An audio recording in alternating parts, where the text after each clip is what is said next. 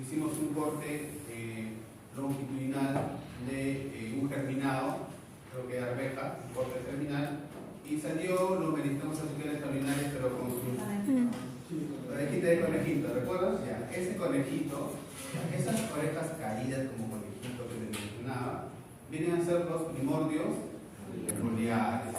Entonces, en un momento normal, un proceso normal, los meristemas apicales caulinares se van a dividir y van a empezar la formación de primordios foliares.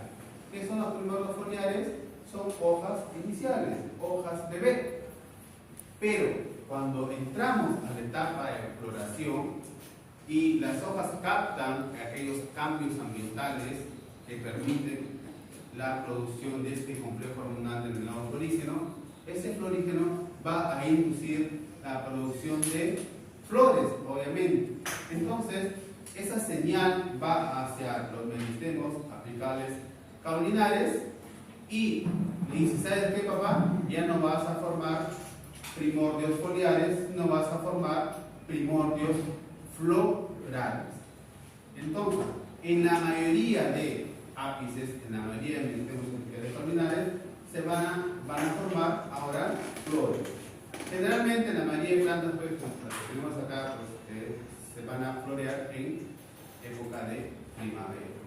Y mírense que recuerdo mucho mi universidad, porque en primavera yo entraba a la universidad, que por lo menos 2 o 3 veces más grande que esta, sí, más grande, es bastante más grande. De ancho, sobre todo 3 veces, porque ¿por qué recuerdo? Porque mi pabellón quedaba al fondo. Entonces, tenía que recurrir, sin exagerar, por lo menos era unas 5 o 6 cuadras desde que me dejaba el micro, o la burra que vemos ustedes, y entrar a la puerta y llegar a mi pabellón y a la carrera, porque al sitio no cerraba la puerta del aula. Entonces, en primavera, todo ese camino, desde la puerta principal hasta mi pabellón, eran flores. Flores por acá, flores por allá, las poncianas especialmente, que botan las flores muy hermosas, era floreada muy bonita. Entonces, chicos, que esta parte de que de acuerdo a las señales externas y señales internas de un vegetal, se va a inducir la producción de flores, como impidiendo ya la formación de primordios foliares e induciendo la formación de primordios florales en este caso. Y aquí tenemos una florcita para que podamos explicarnos la idea de cómo funciona. Porque luego de esto hay una tarea en la práctica que he recibido ayer a la plataforma de funcionamiento. En la plataforma hay una práctica sobre flores y un artículo que es muy interesante, me gustaría que vean y a ver. ¿Qué tenemos acá en la anatomía de una flor? Solamente para que ustedes recuerden. Tenemos desde la parte inferior, observamos un pedúnculo. Ese pedúnculo es la base para que se pueda sentar el receptáculo. A partir de este receptáculo hacia arriba, ¿qué vamos a observar? Vamos a observar primero el primer grupo de hojas modificadas. En este caso, podemos ver hojas modificadas estériles y hojas modificadas reproductoras. ¿Cuáles son las estériles? En primer lugar, los sépalos son hojas modificadas estériles porque no se reproducen. Luego, sobre estas hojas modificadas, los sépalos, tenemos los pétalos que conforman la corola, los sépalos conforman el cáliz. Entonces tenemos sépalos, tenemos pétalos. El conjunto de pétalos más los sépalos forman el llamado perianio. Sépalos y pétalos conforman el llamado perianio. Hacia la parte superior, ¿qué vamos a obtener? Primero vamos a obtener la formación de hojas modificadas, en este caso ya además hojas modificadas reproductoras. En primer lugar tenemos el estambre, que está formado por un filamento y una antera. Al conjunto de estambres se denomina androceo. Sobre los estambres, generalmente, tenemos la otra hoja modificada reproductora que se denomina, en muchos casos se denomina carpelo, o algunos también lo denominan pistilo. El carpelo o pistilo está está formado por distintas estructuras. En la parte superior tenemos el estigma, luego tenemos el tubo que conecta el estigma con el ovario, que se denomina estilo, luego tenemos el ovario y hacia el interior tenemos los óvulos. Cada flor puede contener varios carpelos, como también cada carpelo puede tener uno o más óvulos. Esto quiero que quede claro.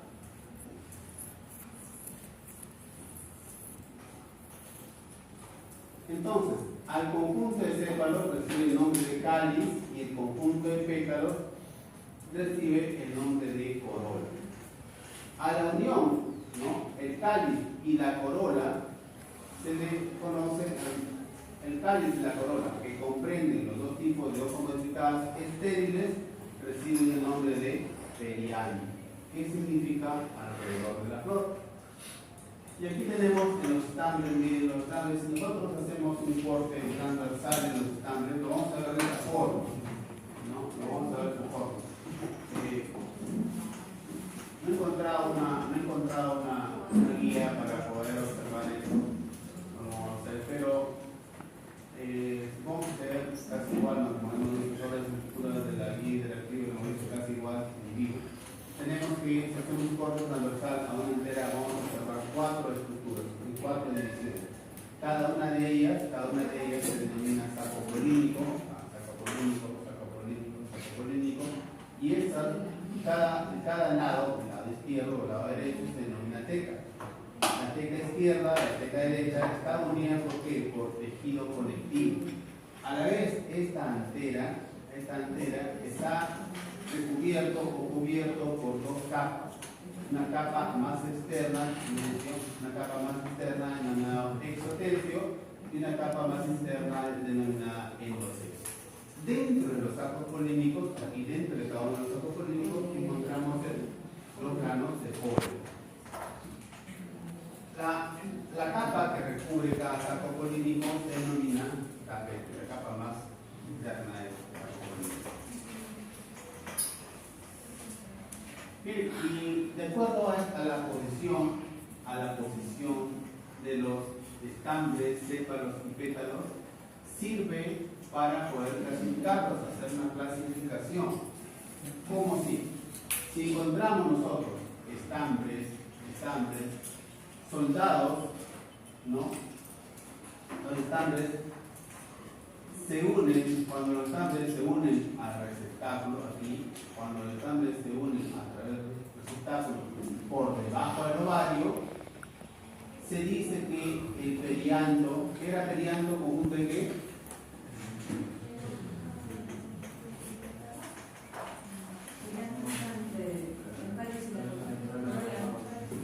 El cáliz y la corola. Entonces, ¿qué tenemos acá?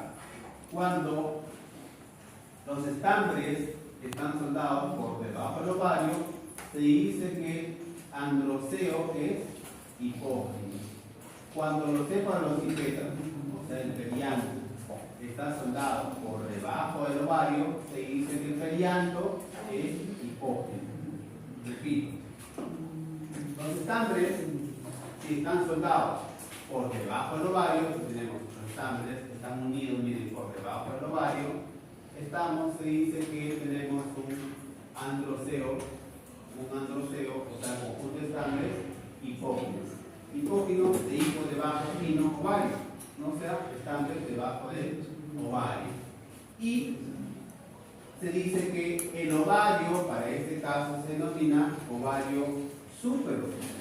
Ovario súpero, ¿por qué? Está por encima de quién? De los estambres y del perianto también. Está por encima del perianto. ¿Cuál es el perianto? Los pétalos y los sépalos. Entonces, podemos encontrar estambres, sépalos y pétalos soldados que se pueden unir por encima del ovario. Existe el ovario, pero miren los estambres, los pétalos, los sépalos que conforman el perianto, están unidos, están soldados por encima del ovario, casi en la base del estilo.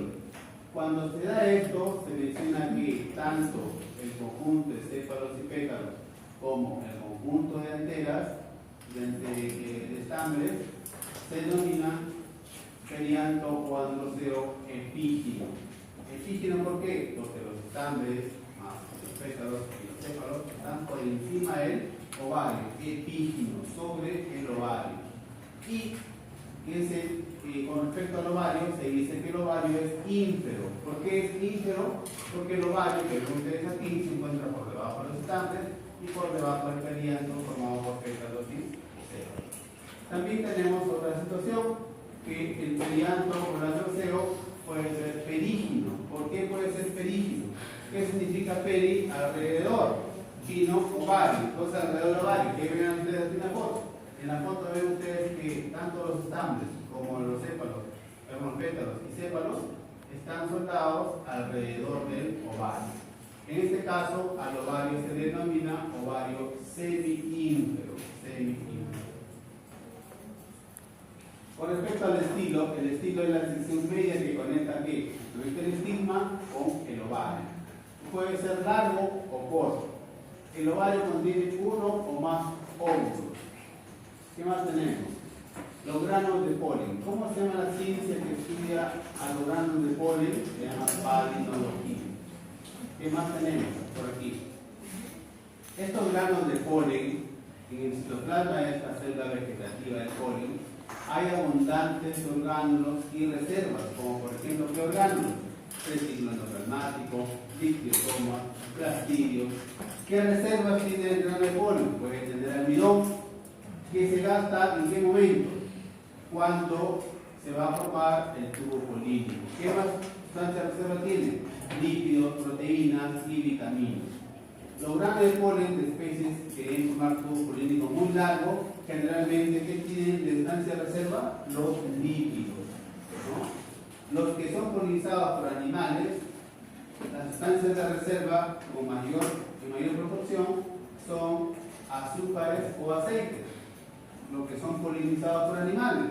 O sea, ¿qué debemos entender? Que a los animales polinizadores no les gustan los lípidos, solamente los azúcares.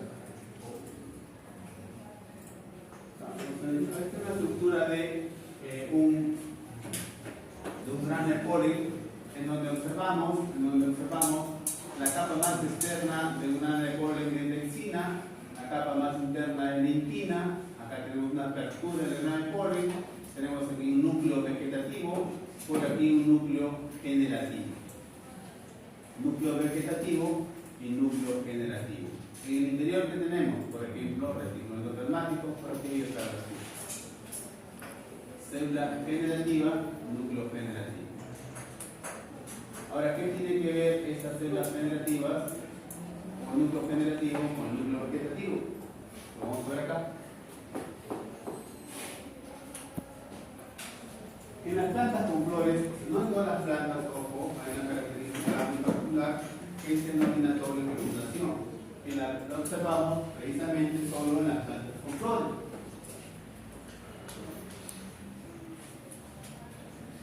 ¿Qué sucede acá? Un grano de polen depositado en el estigma germina para producir un tubo polínico que crece en sentido descendente a través del estilo hasta llegar al ovario.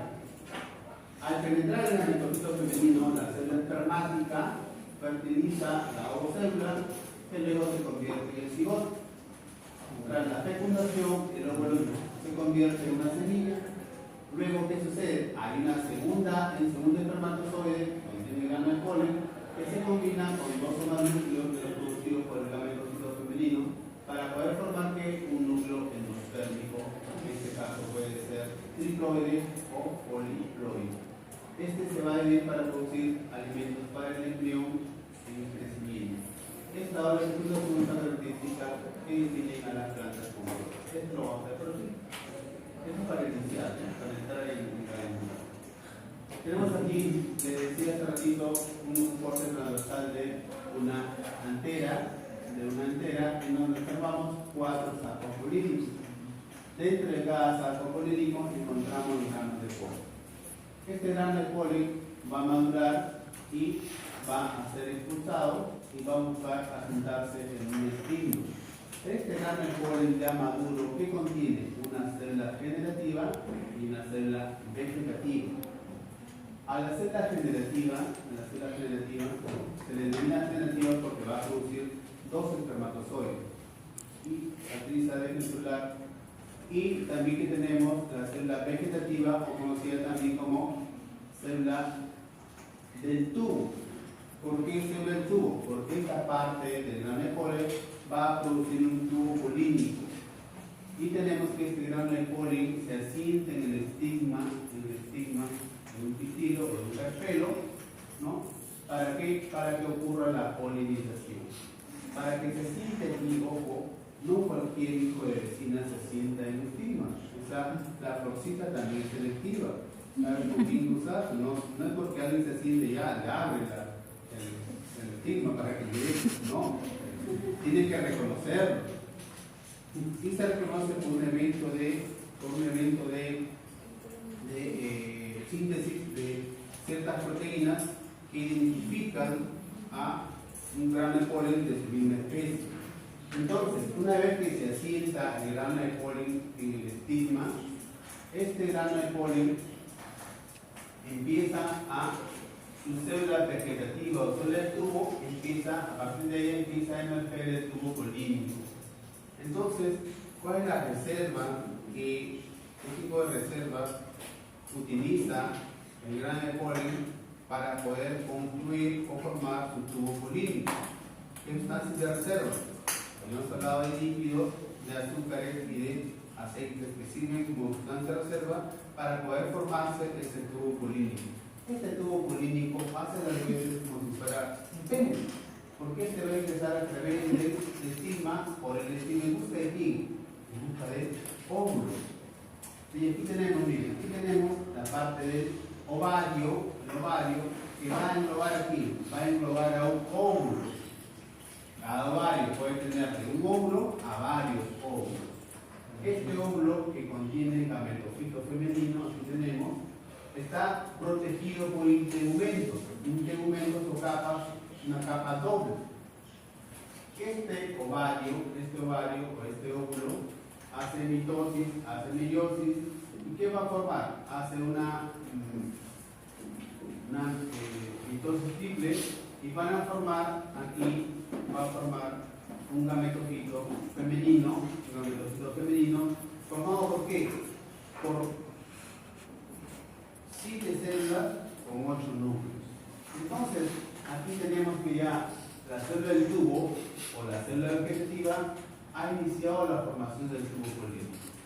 Esta formación del tubo polínico tiene su tiempo, demora. En algunas plantas, sobre todo en las menos evolucionadas, la formación del tubo polínico demora más en crecer. Entonces, una vez que ingresa este tubo polínico, ¿qué va a suceder? Aquí tenemos estructuras, bien. Las células que se encuentran más lejos de aquí, de esta estructura pequeña que se llama micrófilo, esta aquí se llama micrófilo. Acá tenemos, les decía acá que está el ovario, el óvulo está protegido por 2 capas, por 2 integumentos, ¿no? Un externo y un interno. Pero ese integumento no se une. En esta zona deja un ingreso. Hay un ingreso, a este poro donde va a ingresar el tubo polínico, se denomina micrófilo. Entonces, el tubo vegetativo, el tubo polínico, ingresa a través del micrófilo. ¿Y qué tenemos? Aquí tenemos el óvulo protegido por 2 células. Estas 2 células en el óvulo se llaman células sinérgicas. Estas células sinérgicas protegen al óvulo. Hacia la parte opuesta al micrófilo tenemos 3 células más que se llaman células antípodas. Y la célula más grande que tenemos en el centro, que contiene, miren, 2 núcleos, se denomina célula endospermica. Una célula endospermica que tiene 2 núcleos. Entonces, ¿cómo sucede la doble fecundación? A través del tubo polínico vienen 2 espermatozoides, no uno como los humanos. Bueno, los humanos millones, ¿no? Aquí hay 2 nada más espermatozoides. Un espermatozoide trata de fecundar al óvulo, pero antes de pasar al óvulo, tiene que pasar por las sinérgicas. Así como cuando alguien dice, oye, primero tienes que antes de hermana. Ya. Entonces aquí primero un espermatozoide ingresa por así la sintérgida y a través de la sintérgida llega al ovocito. Entonces, de esa manera el espermatozoide puede